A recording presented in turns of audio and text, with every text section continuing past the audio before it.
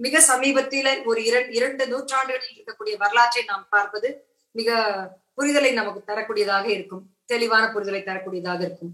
அதாவது 1850களுக்கு பின்னால் ஏறக்குறைய 1820களிலிருந்து பெண்களின் நிலைமை மிக மோசமாக இருக்கிறது, அதற்கான உரிமைகளுக்காக போராட வேண்டும் என்கிற முதல் பெண்ணிய சிந்தனையாளர்களாக இந்தியாவில் நாம் ராம் மோகன் ராய், பின்னர் அவருக்கு ராஜா என்கிற ஒரு பட்டமும் தரப்பட்டு நாம் ராஜாராம் மோகன் ராய் என்று படிப்போம். அவரும் ஈஸ்வர சந்திரா என்கிற அந்த ஒரு சமூக செயற்பாட்டாளரும் பெண்களுடைய சதி என்ற ஒரு பெயரில் பெண்களை கணவன் இறக்கும் போது அந்த சிதையில் தீயிலுடன் சேர்த்து அந்த பொருட்களையும் பெண்ணையும் தூக்கி எறியும் அந்த அநாகரிகமாக மனித தன்மையற்ற அந்த ஒரு முறையை எதிர்த்து அதை மாற்றுவதற்கான பல்வேறு பணிகளை செய்த அந்த நபர்கள் எல்லாம் மிகப்பெரிய பெண்ணியவாதிகள். ஏனென்றால் இந்த சமூகத்தில் பெண்கள் உரிமைக்காக, பெண்களுக்கான சமத்துவ உரிமைக்காகவும் பெண்களுக்கான வாய்ப்புகள் ஆண்களைப் போல வழங்கப்பட வேண்டும் என்று கூடியவர்களில் பெண்ணியவாதிகளாக மிளிர்ந்தவர்கள் இந்தியாவை பொறுத்தவரை ஆரம்பத்தில் ஆண்கள் தான் மிக மிக முக்கியமானவர்கள். அவர்கள் மட்டுமல்ல, அதன் பிறகு ஈஸ்வர் சந்திர வித்யாசாகர் அவர்கள் விதவை திருமணம் என்பது மிக மிக அவசியம் என்று கூறினார். ஏன் விதவை திருமணம் அவசியம் என்று கூறினார் என்பதற்கு பின்னால் நாம் பெரியார் அவர்களை பார்க்கும் பொழுது நாம் புரிந்து கொள்ள முடியும். அதற்கு பின்னால் நான் ஏற்கனவே சொன்னது போல டாக்டர் B.R. அம்பேத்கர் அவர்கள் பல உரிமைகளை, பெண்களுக்கான மிக அதிகமான உரிமைகளை இன்று சட்டபூர்வமான விஷயங்களாக ஆக்கி வைத்திருக்கக்கூடிய ஒரு பெரிய பங்கு டாக்டர் அம்பேத்கர் அவர்களை சாரும். ஏனென்றால் அரசியல் சாசனம் எழுதுவதற்கு முன்னாலேயும் சரி, அதற்கு பின்னாலும் அரசியல் சாசனம் எழுதிய போதும் சரி, சமத்துவம், ஈக்குவாலிட்டி, சம உரிமை, ஈக்குவல் ஆப்பர்ச்சுனிட்டி ஆஃப் லா என்று சொல்லக்கூடிய சட்டத்தின் பார்வையில் சமமான அவர்களுக்கான ஒரு மதிப்பு, சமத்துவம் என்கிற விஷயத்தை அவர் மிக தெளிவாக ஆழ்ந்து உணர்ந்திருந்தார். அந்த உணர்தலின் காரணமாகத்தான் பெண்களுக்கான பல்வேறு உரிமைகளை பற்றி அம்பேத்கர் அவர்கள் பல பணிகளை செய்தார்.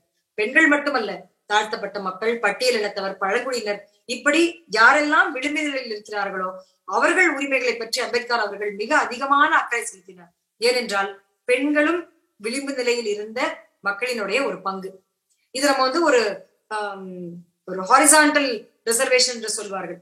அதாவது பார்ப்பனர்களில் பெண்கள் என்றால் அவர்கள் அடிமைப்பட்டவர்கள், இடைப்பட்ட சாதியில் பெண்கள் என்றால் அவர்களிலே இவர்கள் கீழானவர்கள், தாழ்த்தப்பட்டவர்களிலே பெண்கள் என்றால் அவர்கள் தாழ்த்தப்பட்ட மக்களில் இருக்கக்கூடிய நுகத்தடியை காட்டிலும் இன்னொரு அடிமைத்தனமும் சேர்ந்து அவர்கள் மோசமாக இருப்பார்கள்.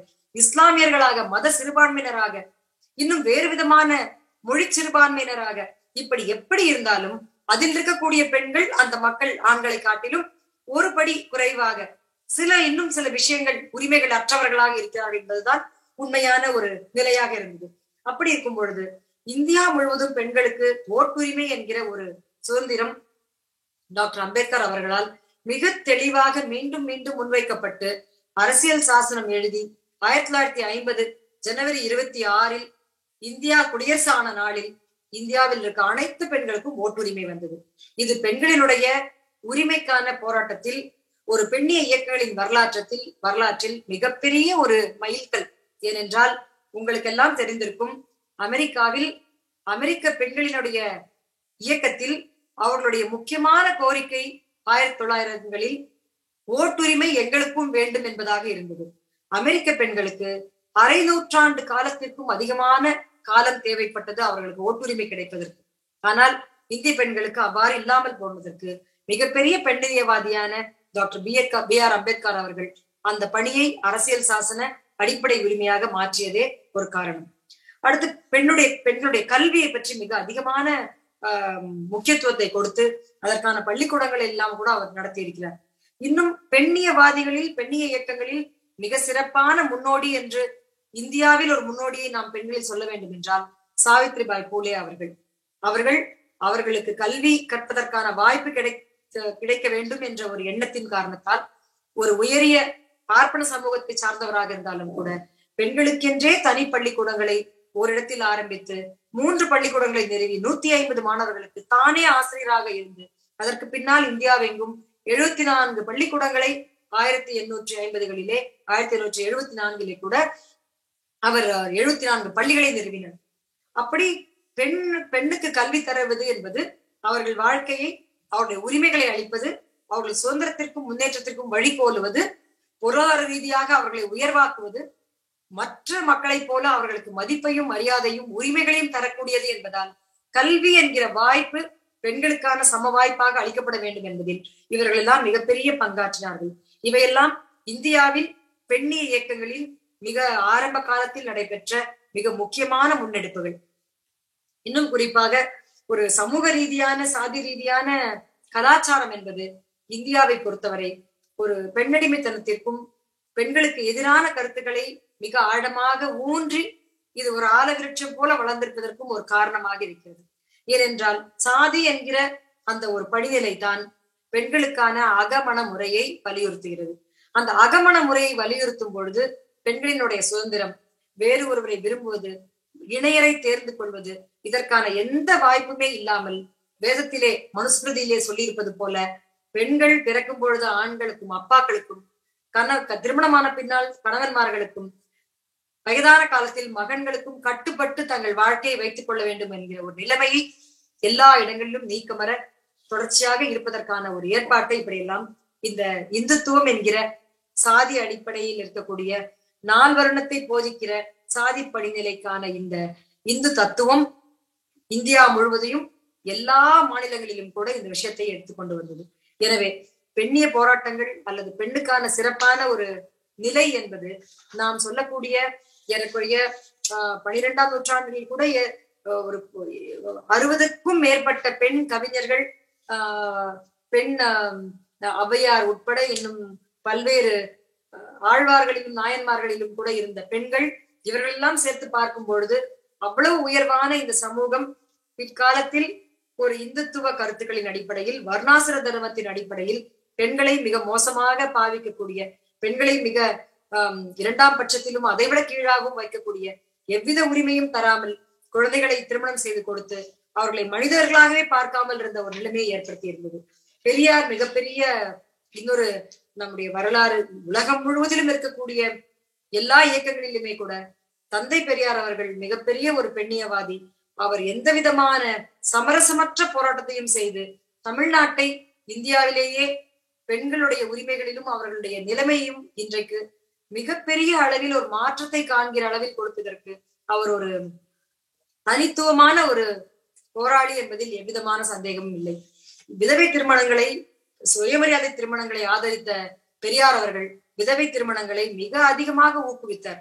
ஏன் அப்படின்னு சொன்னா 1921ஆம் வருட கணக்கெடுப்பு சென்சஸ் படி அன்றைக்கு இருந்த விதவைகளை பற்றி நம்ம தெரிஞ்சுக்கணும். ஒரு வயதுக்கு உட்பட்ட விதவைகள் 1921ல 497 பேர் இருந்தாங்க. 1 முதல் 2 வயதுக்கு உட்பட்டவர்கள் 494, 2 to 3 வயது இருந்தவர்கள் 1257, 3ல இருந்து 4 வயசு இருந்த விதவைகள் 2837, 4ல இருந்து 5 வயசு இருந்தவங்க 6707 பேர். இப்படி 5 வயதுக்கு உட்பட்ட விதவைகள் 1921ல் 11,343 விதவைகள் இருந்தாங்க. இதற்கப்புறம் நான் அப்படியே கொண்டு போலாம். 5ல இருந்து 10 வயது, 10ல இருந்து 15, 20ல இருந்து 25, 15ல இருந்து 20, 25ல இருந்து 30, இப்படி 30 வயதுக்கு உட்பட்ட விதவைகள் தமிழ்நாட்டில் 1921 சென்சஸ் படி, இந்த சென்சஸ் என்பதே உண்மையிலேயே எல்லாவரையும் சேர்த்த ஒரு கணக்கெடுப்பாக கூட இருக்க முடியாது. 10%, 20% விடுபட்டு கூட இருக்கலாம். அந்த கணக்கெடுப்பின்படி 26,31,238 விதவைகள் தமிழ்நாட்டில் அன்றைக்கு இருந்தார்கள். அதாவது 30 வயதுக்கு உட்பட்டவர்கள் மட்டும்.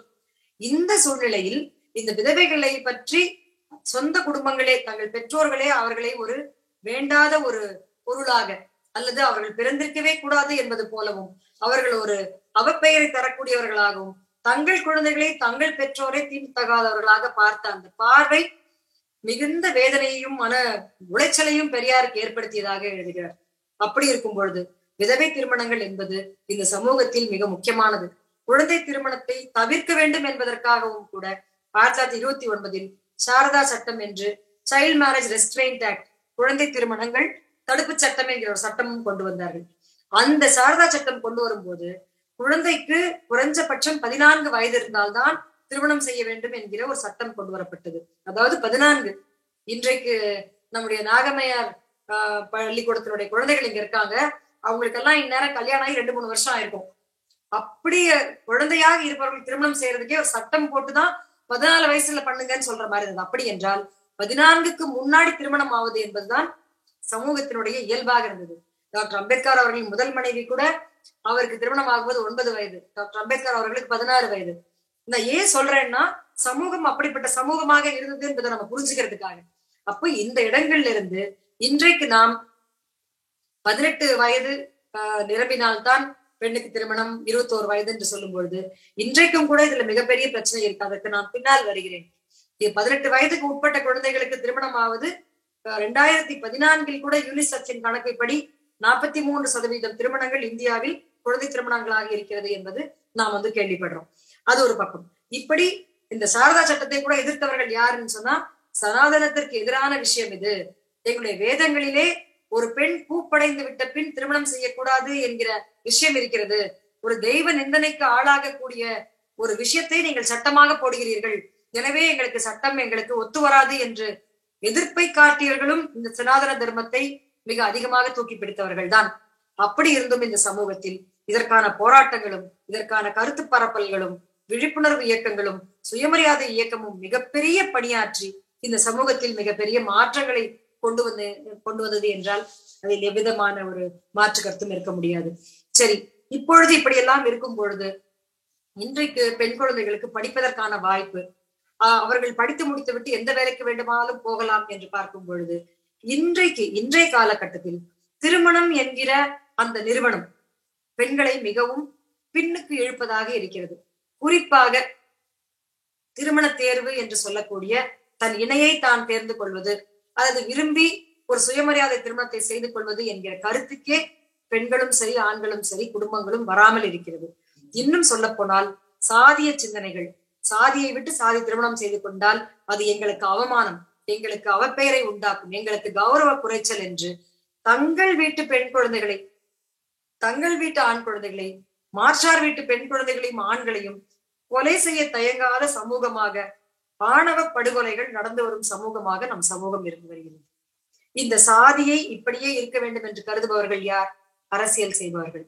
அரசியலில் இருப்பவர்கள் எல்லாரும் தங்களுக்கான ஒரு அதிகாரம் வர வேண்டும், அந்த அதிகாரம் வந்தால்தான் அந்த அரசியல் நாம் அமைச்சில் இருக்க முடியும், அப்படி இருந்தால் மிக பெரும் பணத்தை சம்பாதிக்க முடியும் என்று சமூகத்தின் முன்னேற்றத்தை பார்க்காமல், எப்படியெல்லாம் இந்த சமூகம் மிகவும் பாழ்பட்ட கீழ்மட்டமான நிலைமையிலிருந்து நாம் மேலே வந்திருக்கிறோம் என்பதை பார்க்காமல் இன்றைக்கு சமூகம் முழுவதும் ஒரு பண சமூகமாக மாறி இருக்கிறது. ஒரு நுகர்வு கலாச்சாரத்தை மட்டுமே தங்கள் கலாச்சாரமாக வைத்துக் கொண்டிருக்கிறது. நுகர்வு என்பது வெறும் பொருட்களுக்கு மட்டுமல்ல, ஒரு பெண்ணை பார்த்தாலும் ஒரு நுகர்வு தான். திருமணம் என்கிற ஒரு நிறுவனமும் ஒரு நுகர்வு கலாச்சாரம் தான். இப்படித்தான் இருக்க வேண்டும், இவ்வளவு ஆடம்பரமாக செய்ய வேண்டும். பெரியார் அதை பற்றி எழுதுவார். ஆடம்பரமான திருமணங்கள் செய்தால் அது செய்பவர்களுக்கான மரியாதைக்காக தான் செய்கிறார்களே தவிர திருமணம் செய்து கொள்ளும் ஆணுக்கும் பெண்ணுக்கும் எவ்விதமாகவும் அது பயனளிக்காது. அந்த பெருமையும் அதை பற்றியான பேச்சுகளும் ஒரு வாரம் கூட நீடிக்காது. பணம் உள்ளவர்கள் தங்கள் பணத்தை செலவு செய்தாலும் கூட அப்படி செய்யாமல் அந்த திருமணத்தில் பிறக்கக்கூடிய குழந்தைகளுக்கு கல்வியை கொடுத்து அவர்கள் வாழ்வு சிறப்பாக முன்னேறுவதற்கு அதை செலவு செய்யலாமே என்று எழுதியிருக்கிறார். அப்படி இருக்கும் பொழுது இன்றைக்கு சமூகம் முழுவதும் ஒரு நுகர்வு கலாச்சாரத்தை நோக்கி, இது ஒரு சந்தையாக, தமிழ் சமூகமா அது ஒரு சந்தை, ஒரு கன்னடம் பேசுகிற ஒரு கர்நாடகமா அது ஒரு சந்தை, இப்படி உலகத்தில் அமெரிக்காவில் இருக்க தமிழ் கூட்டமா அது ஒரு சந்தை, இப்படி எல்லாரையும் சந்தையாகவும் சந்தையில் இருக்கக்கூடிய பொருட்களை வாங்குவதாகவும் இன்றைக்கு இருக்கக்கூடிய ஒரு பன்னாட்டு அல்லது ஒரு எதேச்சதிகார ஒரு பணத்தை மட்டுமே முதலீடுகளை வைத்து அரசியல் செய்யக்கூடிய ஒரு சமூகங்களாக மாறிவிட்டிருக்கிறது. இன்றைக்கு சமூக வளர்ச்சி, சமூகத்தில் இருக்கக்கூடிய சமத்துவம், இங்க இருக்கக்கூடிய பொருளாதார சமத்துவம், நம்முடைய வளங்களை சூறையாடாத ஒரு அரசியல், இதையெல்லாம் எதிர்நோக்கி நாம் பல்வேறு இயக்கங்களை கட்டி கொண்டிருக்கிறோம். அதற்காக அதில் பங்கெடுக்கிறோம். வழிநடத்தும் பல தலைவர்கள் இருக்கிறார்கள். சுற்றுச்சூழலுக்காகவும், மனித உரிமைகளுக்காகவும், பாலின சமத்துவத்திற்காகவும், பெண் உரிமைகளுக்காகவும், இல்லது பட்டியலின பழங்குடியின மக்களினுடைய சமூகத்திற்காகவும், நம்முடைய கிளைமேட் சேஞ்ச் என்று சொல்லக்கூடிய ஒரு மிகப்பெரிய ஒரு விஷயத்தை நாம் தொடர்ச்சியாக நாம் கையெடுத்துக் கொள்ள வேண்டிய ஒரு சூழலியல் சார்ந்த ஒரு இயக்கமாக இருக்கட்டும். இவர்கள் எல்லாமே இந்த சமூகம் சிறப்பானதாகவும் எல்லோருக்கும் இந்த வளங்கள் சமமாக பிரித்து கொடுக்க வேண்டும் என்பதை நோக்கி போக வேண்டும் என்று இருக்கும் பொழுது நம்மை தொடர்ச்சியாக இருக்கக்கூடிய ஒரு ஓட்டு அரசியலுக்கான ஒரு அரசியல், இப்பொழுது இருக்கக்கூடிய சமூகத்தில் இருக்கக்கூடிய அரசியல், அதை சார்ந்த ஒரு சட்டங்கள், அதற்காக லஞ்சமும் ஊழலும் மலிவாகிவிட்ட இன்றைக்கு இருக்கக்கூடிய விஷயங்கள், இந்த சரக்குகளை செய்தியை கூட சரக்காகிற ஊடகங்கள், இப்படி எல்லாமே பணமும் பணமயமாகவும் மாறி இருக்கும் பொழுது நம்முடைய சுதந்திரத்தையும் முன்னேற்றத்தையும் சமத்துவத்தையும் சம வாய்ப்பையும் பற்றி போராட வேண்டியது மக்களுக்கு மட்டுமே இருக்கிற கடமையாக மாறிவிட்டிருக்கிறது. அன்றைக்கு தலைமையில் இருந்தவர்கள் மக்களுக்கான ஒரு முன்னேற்றத்திற்காக பணியாற்றினார்கள். இன்றைக்கு தலைமையில் இருப்பவர்கள் சில குறிப்பிட்ட அரசியல் ரீதியான தத்துவங்களை முறையாக வைத்திருக்கக்கூடிய அரசியல் கட்சிகள் தவிர, பொதுவாக இந்திய சமூகத்தினுடைய மைய அரசாக இருந்தாலும் சரி, பல மாநிலங்களில் இருக்கக்கூடிய அரசாக இருந்தாலும் சரி, ஒவ்வொரு மாநிலத்தில் இருக்கக்கூடிய அதிகார வர்க்கமாக இருந்தாலும் சரி, அங்க இருக்கக்கூடிய கல்வி போன்ற விஷயங்கள் எல்லாம் இன்றைய சமூகத்தை வேறாக மாற்ற வேண்டும், தங்கள் கட்டுப்பாட்டில் வைத்திருக்க வேண்டும், அரசியலை கை கொள்ள வேண்டும் என்று எந்த விதமான உரிமைகளையும் உரிமை முழக்கங்களையும் இயக்கங்களையும் முன்னேற விடாமல் செய்து கொண்டிருக்கும் இயக்கங்களாக இருக்கிறது. எனவே இன்றைக்கும் கூட பெண்களுக்கான இயக்கங்களும் பெண்களுக்கான ஒரு பெண்ணிய முழக்கங்களும் மிகப்பெரிய எதிர்ப்பை சந்தித்துக் கொண்டே இருக்க வேண்டி இருக்கிறது. பெண்களுடைய உடையை பற்றி சொல்லாதீர்கள், ஆண்கள் சரியாக இருக்க வேண்டும், வன்முறைக்கு மாற்றாக உடைகளிலே பார்க்காதீர்கள், உடை குறைவாக இருந்தால் அங்குதான் வன்முறை நடக்கிறது என்கிற தவறான பொய் பிரச்சாரங்களை செய்யாதீர்கள் என்று மீண்டும் மீண்டும் பெண் இயக்கங்கள் சொல்லிக் கொண்டே இருக்கிறோம். ஏனென்றால் 3 வயது குழந்தைக்கும் கூட பாலியல் வன்முறை நடக்கிறது, 65 வயது மூதாட்டிக்கும் கூட நடக்கிறது.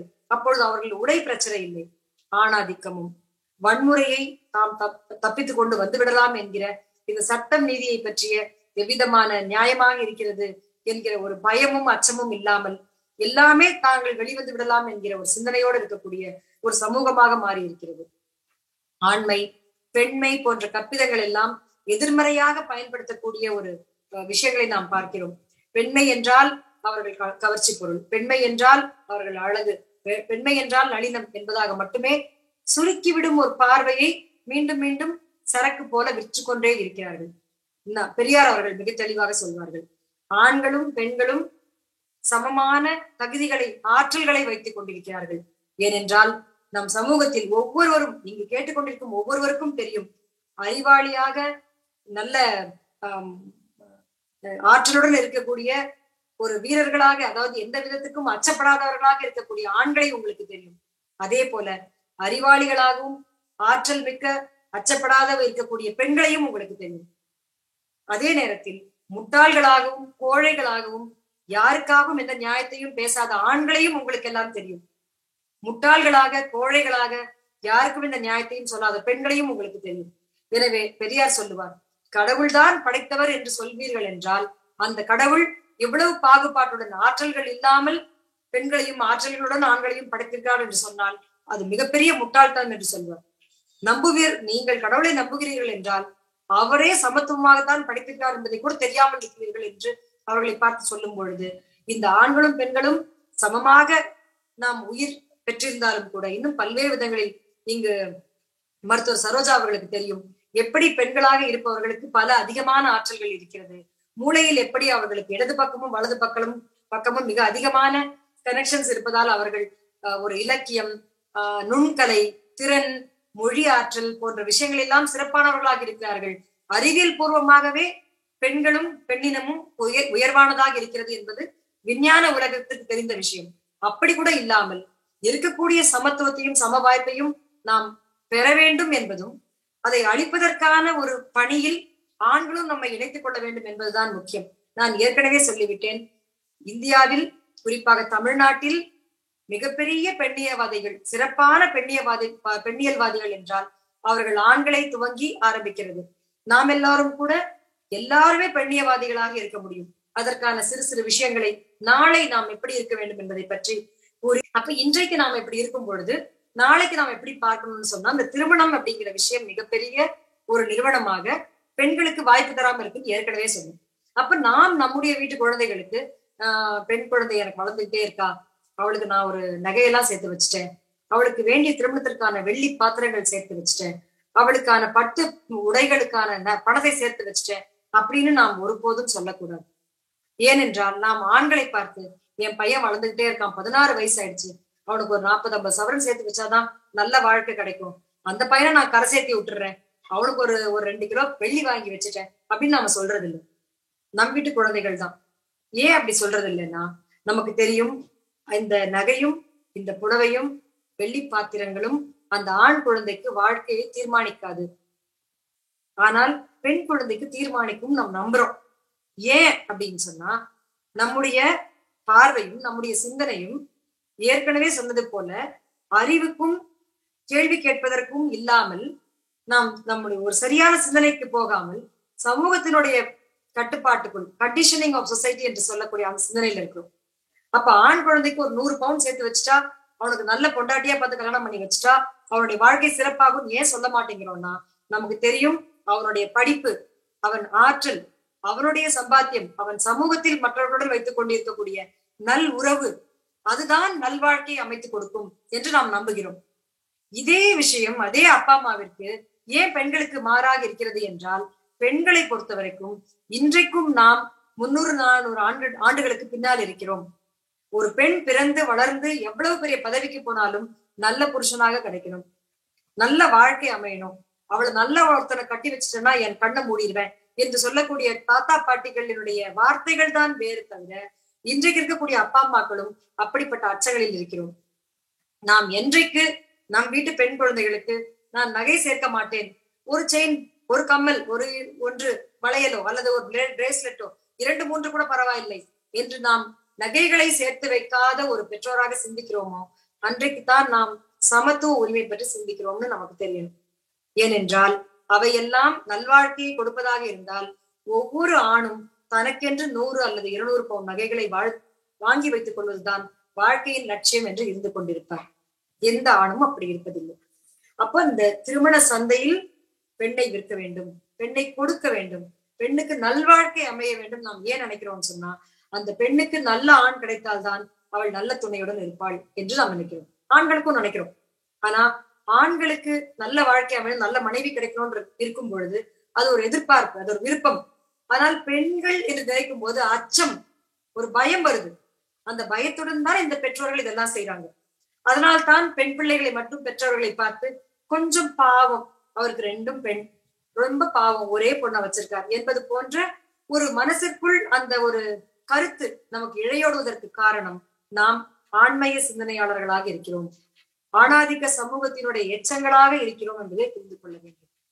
அப்ப நம்ம எவ்வளவுதான் முற்போக்கான கருத்துக்களையும் பெரியாரிய கருத்துக்களையும் தமிழ் சமூகத்தில் இருக்கக்கூடிய பெரிய முன்னேற்றமான விஷயங்களையும் மொழியையும் நாம் நேசிக்கிறோமோ, அந்த நேரத்தில் இந்த மாற்று கருத்துக்களை, எதிர்கருத்துக்களை, சமத்துவ கருத்துக்களை, பெண்களுக்கும் ஆண்களுக்கும் சமத்துவமான உரிமைகளும் வாய்ப்புகளும் தரப்பட வேண்டும் என்ற கருத்துக்களில் இருந்து கொஞ்சம் கீழே நிற்கிறோம் என்பதை நாம் உணர்ந்து கொள்ள வேண்டும். எங்க வைஃப் ரொம்ப நல்லா சமைப்பாங்க, எங்க வீட்டுக்கு சாப்பிட வாங்க அப்படின்னு சொல்லக்கூடிய ஆண்கள் மிக நல்லவர்கள். ஏனென்றால் அவர்களுக்கு விருந்தோம்பல் இருக்கிறது. அப்படி வரக்கூடிய அந்த 4-5 விருந்தினர்களுக்கு இவர் எத்தனை மணி நேரம் வேலை செய்வார், அந்த அம்மா எத்தனை மணி நேரம் வேலை செய்வாங்கன்னு பார்க்கும் பொழுது, அந்த நாள் நம்முடைய மனைவிக்கு சரியா, அவர் நல்லவர், எல்லாருக்கும் அன்பானவர், ஆனால் அந்த நாள் இந்த மனைவிக்கு சரியான நாள் தானா என்று கேட்கக்கூடிய ஒரு சிந்தனை வராமல் இருப்பதுதான் பெண்ணிய சிந்தனை இல்லாத ஒரு நிலை என்று நான் சொல்வேன். அமெரிக்காவில் அதெல்லாம் இப்போ சகஜமாக ஆகியிருக்கும். உங்கள் மனைவியை கேட்காமல் நீங்கள் யாரையும் வீட்டிற்கு அழைக்க முடியாது. தமிழ்நாட்டில் இன்னும் அப்படியெல்லாம் இல்லை. அவர்கள் எப்பொழுது வருகிறார்களோ அப்பொழுதுதான் விருந்தோம்பல். அந்த அம்மா வேலைக்கு போயிட்டு வரலாம், அவர்கள் கல்லூரியில் படித்துக் கொண்டிருக்கலாம், எதுவாக இருந்தாலும் நீங்கள்லாம் எங்க வீட்டுக்கு வாங்க, 10 பேர் இருந்தாலும் நாங்க என் மனைவி அழகா சமைச்சிருவான் போது அந்த சமையலுக்கு தாங்கள் உதவி செய்யாமல் இருக்கிறோம் என்பதை பற்றி எந்த விதமான ஒரு கவலையும் இல்லாமல் இருப்பதுதான் நாம் பெண்ணிய சிந்தனை இல்லாமல் இருக்கிறோம் என்று பொருள். சரி, இப்படி எல்லாம் இருக்கே, இதெல்லாம் செய்யறதுக்கு நான் என்ன செய்யணும் அப்படின்னு பார்த்தோம்னு சொன்னா, நாம் பெண்ணியவாதியாக ஆவது என்பது நம்முடைய விருப்பத்திலும் நம் சிந்தனையிலும் இருக்கிறது, முதல் விஷயம். 2வது விஷயம், எல்லா சம உரிமையும் எல்லா சம வாய்ப்பையும் 2 பாலினத்திற்கும் வழங்குவதுதான் பெண்ணியம் என்கிற விஷயத்தை நாம் புரிந்து கொள்ள வேண்டும். அதை நாம் சொல்வதில் தயக்கம் கொள்ளக்கூடாது. 3வது, பெண்ணியம் என்பது பெண்ணினுடைய அனுபவங்களையும் அவர்கள் அறிவையும் அவர்களுடைய அடையாளத்தையும் மதிப்பதில் அடங்கி இருக்கிறது. ஊரில் இருக்கக்கூடிய நம்முடைய கிராமத்தில் இருக்க பாட்டி எல்லாம் இன்னைக்கு போய் பார்க்க போனோம்னா, நான் என்னத்தை கண்டேன் வாழ்க்கையில, எல்லாமே செஞ்சேன், வேலையெல்லாம் செஞ்சேன், உங்க தாத்தா என்ன சும்மாவா இருப்பாரு, அப்படித்தான் இப்படி பண்ணுவார் அப்படி பண்ணுவார், கிழவி போற காலத்துல இது என்ன பழைய கதையெல்லாம் பேசுற, அப்ப நீ இவ்வளவு சண்டை போட்டிருப்பேன் என்று சொல்வது போல் இல்லாமல் அந்த பெண்ணின் அனுபவத்தை, அந்த பெண்ணின் உணர்வுகளை அமர்ந்து கேட்பது என்பது நாம் அவர்களுக்கு செய்யக்கூடிய ஒரு மிக முக்கியமான ஒரு மரியாதை. மற்றவர்களின் அனுபவங்களை தெரிந்து கொண்டால்தான் அவர்களுடைய பிரச்சனைகளை நாம் புரிந்து கொள்ள முடியும். பிரச்சனைகளை தெரிந்து கொண்டால்தான் தீர்வுகளை நோக்கி நாம் போக முடியும். ஒரு பெண் அவர்கள் அனுபவங்களை சொல்கிறார்கள் என்றால் அதை நாம் செவிமடுப்பது என்பது மிக முக்கியமானது. சாதாரணமாகவே நீங்க பாத்தீங்கன்னு சொன்னா ஒரு விஷயத்த சொல்லுவாங்க, உங்களுடைய மனைவியோ உங்க வீட்டில் இருக்கும் பெண்ணோ எனக்கு தலைவலிக்குது என்று அவர்கள் உங்களுடன் பேசாமல் இருந்தார்கள் என்றால், நீங்கள் காரணம் கேட்டீர்கள் என்றால், எனக்கு தலைவலிக்குது, எனக்கு பேச பிடிக்கல என்று சொல்றார்கள் என்றால், சரி தலைவலினா நீ 2 மணி நேரம் நீ சும்மா இரு, நான் பாட்டுக்கு டிவி பாக்குறேன் என்று சொல்வது நாம் அவர்களை புரிந்து கொள்ளாமல் இருப்பதற்கு காரணம். தலைவலி என்றால் அவர் மாத்திரை சாப்பிட தெரிந்த பெண், ஆனால் ஏதோ இங்கு சரியில்லை, இந்த சூழல் சரியில்லை, என்னால் இந்த சூழலில் ஒத்து போக முடியவில்லை என்பதுதான் தலைவலி. மாத்திரை வேண்டாம் ஆனால் தலைவலிக்கிறது, என்னை விட்டுவிடுங்கள் என்றால் அது பிரச்சனை என்று பொருள். நாம் ஒரு பெண்ணிய கண்ணாடியை போட்டுக் கொள்ளாமல் அந்த பெண்ணினுடைய அனுபவத்தை நாம் உட்புகுந்து பார்க்காமல் இருப்பதால் தான் பல நேரங்களில் பிரச்சனை வருவதற்கு காரணமாக இருக்கிறது. அங்க மாத்திரை வச்சிருக்கேன் எடுத்து சாப்பிடு, தண்ணி வச்சிருக்கேன் என்ற ஒரு கணவன் அன்பாக சொல்லிவிட்டு மாத்திரையையும் தண்ணீரையும் அங்கு வைத்தாலும் கூட 3 மணி நேரம் கழித்து வந்து பார்த்தால் மாத்திரையும் தண்ணீரும் அப்படியே இருக்கும். ஏனென்றால் பிரச்சனை தலைவலி அல்ல.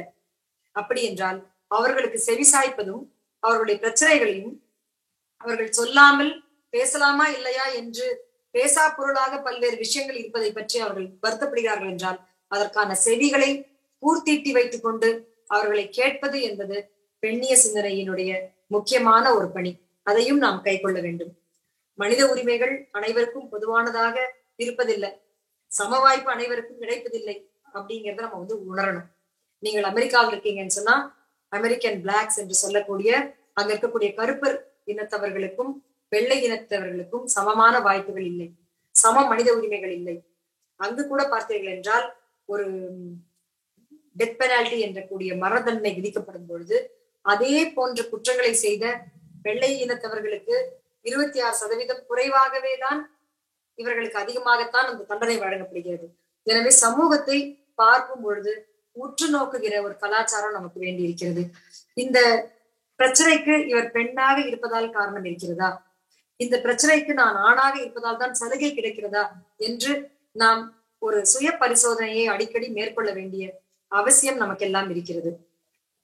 நம் வீட்டு பெண் குழந்தையை பார்த்து என்ன வேலை செஞ்சிருக்க, ஒண்ணுமே உனக்கு புரியல, என்ன வேலை செய்யற உனக்கு ஒண்ணும் புரியல என்று சொல்லும் பொழுது அந்த பெண் தான் அங்க செய்ய வேண்டும் என்கிற எதிர்பார்ப்பு நம்மிடம் இருக்கிறதா?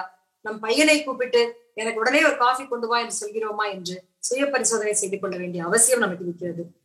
நீங்கள் ஆணாக இருந்தால் இதை கேட்பவர்கள் பெண்ணியவாதம், பெண்ணியக்கங்கள் அதெல்லாம் என்ன என்று அதனுடைய வரலாற்றை தெரிந்து கொள்வதற்கு நம்முடைய வலைதளத்திலே சில முயற்சிகளை நாம் செய்ய வேண்டும். அந்த வரலாற்று பதிவுகளை நாம் படிக்க வேண்டும்.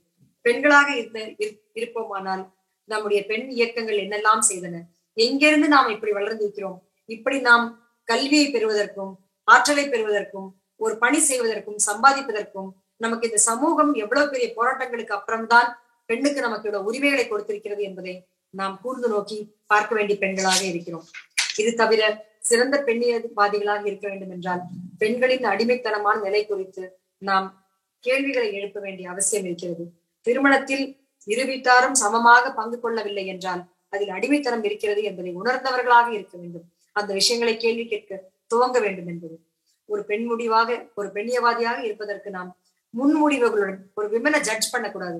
இப்படிலாம் சிரிச்சாங்கன்னா இப்படித்தான் ஆகும், இப்படிலாம் ட்ரெஸ் போட்டாங்கன்னா அவங்களுக்கு இப்படித்தான் வரும் என்று ஒரு ஜட்ஜ்மெண்டல் மைண்ட் செட் என்று சொல்லக்கூடிய அவர்களை பற்றிய முன்முடிவுகளை நாம் வைத்துக் கொள்ளாமல் ஒரு நியூட்ரல் என்று சொல்லக்கூடிய பொதுவான மனநிலையுடன் ஒரு சமத்துவ மனநிலையுடன் இருப்பதற்கான பயிற்சியை ஒவ்வொருவரும் நாம் எடுத்துக்கொள்ள வேண்டிய அவசியம் இருக்கிறது.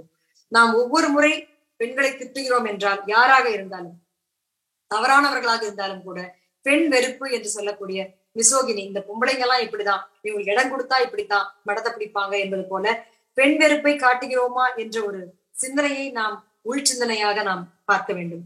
இது ஆண்களுக்கும் பொருந்தும் பெண்களுக்கும் பொருந்தும். பல பெண்கள் பெண்களுக்கு எதிரானவர்களாக, பல ஆண்கள் பெண்களுக்கு சாதகமானவர்களாக இருக்கிறார்கள். இது ஆண்கள் வர்சஸ் பெண்கள் என்று கிடையவே கிடையாது. நம் சிந்தனை பெண்களினுடைய உரிமைக்கும் சம வாய்ப்புக்கும் இருக்கிறதா இல்லையா என்பது மட்டுமே நம்முடைய சிந்தனையாக இருக்க வேண்டும். நாம் எல்லாம் சமூகத்தால் பழக்கப்படுத்தப்பட்டவர்கள், சோசியல் கண்டிஷனிங்கு ஆளானவர்கள். நம்மை நாமே இப்படிப்பட்ட சுய பரிசோதனைகளை செய்து கொள்ளும் பொழுதுதான் நம் பெண் குழந்தைகள் நாளைக்கு ஒரு சமத்துவம் உள்ள ஒரு குடும்ப உறுப்பினர்களாக ஆவார்கள். குடும்பம் என்பது சமத்துவத்தை காட்டுவதற்கான சிறந்த இடம். நாம் சமூகத்தில் போய் கூட்டங்களை பேசுவதற்கு முன்னால், கட்டுரைகளை எழுதுவதற்கு முன்னால், நம் குடும்பத்தில் சமத்துவமாக வாய்ப்புகளை, சம வாய்ப்புனா நீங்க பெரிய விஷயமா யோசிக்க வேண்டாம். 2 மணி நேரம் தான் கணவனுக்கும் மனைவிக்கும் ஓய்வு இருக்குன்னா, அந்த ஓய்வுல எத்தனை மணி நேரம் அவர் சமையல் அறையில் இருப்பார், எத்தனை மணி நேரம் நான் சமையல் அறையில் இருக்கிறேன் என்று நாம் நம்மை நாமே கேள்வி கேட்டுக்கொள்ள வேண்டிய அவசியத்தில் இருக்கிறோம். சம உரிமைக்கும் நம்முடைய ஒவ்வொரு இடத்திலும் நம்முடைய மனுக்களிலே நாம் பதிவு செய்யும் பொழுதும், எங்கெல்லாம் பெண்கள் உரிமைகளுக்காக குரல் கேட்கிறார்களோ அங்கெல்லாம் நம்முடைய பெட்டிஷன்ஸோ அதெல்லாம் நம் வலைத்தளங்களிலே சைன் பண்ணலாம். மிகப்பெரிய இயக்கங்கள் நடந்தா அது போன்ற ஊர்வலங்களில் அந்த லட்சக்கணக்கான மக்களில் நாம் ஒருவராக போக முடியும். நாம் ஒரு கடிதம் எழுதும் போது கூட அந்த பெண்ணுக்கான மரியாதையும், அந்த பெண்களினுடைய அனுபவத்தையும், அவருடைய வாழ்க்கையையும் மரியாதை கொடுத்து அதை அங்கீகரித்து நாம் பேசுவது என்பது நாம் அவர்களுக்கான அக்கறை காட்டுகிறோம் என்பதை நமக்கு தெளிவாக தெரிவிக்கும். எனவே பெண்ணினுடைய சமத்துவத்திற்கும் சம வாய்ப்பிற்கும் எதிராக நடந்து கொள்பவர்களை மறுத்து நாம் ஒவ்வொரு முறையும் நாம் பேசும்போதும் கூட நாம் சிறிய அளவிலே ஒரு பெண்ணியவாதியாக, பெண்ணியவாத இயக்கத்தினுடைய தொடர்ச்சியாக தமிழ் சமூகத்தினுடைய, பழைய தமிழ் சமூகத்தின், பெண்களை பதாகையில் வைத்த தமிழ் சமூகத்தின் வழித்தோன்றல்களாக இருக்கிறோம் என்கிற ஒரு பெருமையுடன் நம்முடைய வாழ்க்கையை நடத்த முடியும். இவ்வளவு நேரமாக எனக்கு நேரம் கொடுத்து வாய்ப்பளித்தமைக்கு நான் நன்றி தெரிவித்துக் கொள்கிறேன். நன்றி.